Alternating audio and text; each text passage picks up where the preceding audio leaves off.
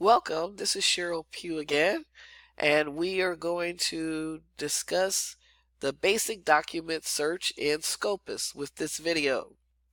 So first I'd just like to give you a quick little view of the interface here. As you can see, it's very simple. You can search documents, authors, affiliations, advanced. These last three we will cover in the advanced search video. Over here you see that the article, title, abstract, and keywords is the default fields you can search, but when you click on this drop down menu you see that there are actually lots of different choices, but we're going to stick with the default. So now I am going to type in Mars, and I'm going to go down to limit, which is a section where you can filter a little bit more the type of results you would like to get. So starting with published, I'm going to select from this list 2018 to the present. And I think I would like articles that have been added to Scopus within the last 14 days. The document type, I'm going to select article. And here with access type, as we learned in the earlier introduction video, all documents for Scopus are peer reviewed, so you don't see that listed as a choice. So I'll just keep that at all. And then I'm going to click on the search button. And now you see our list of results, and there's quite a bit. And since there seems to be a lot, I think what I'm going to do is go over to this left-hand side here where you see refined results, and I'm going to just limit the year once again to just 2019, since there seems to be quite a few documents that are available. I'm going to click limit to, and so now the results have been refined just to documents published in 2019, as you can see.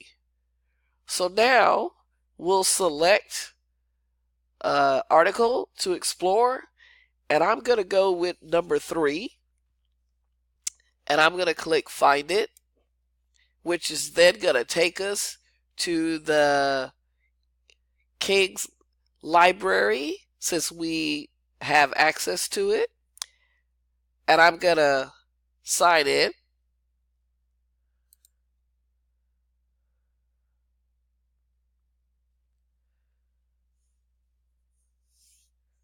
Okay, now you may have to actually type your username and password, but since I've been in and out of this a little bit, it's remembered me.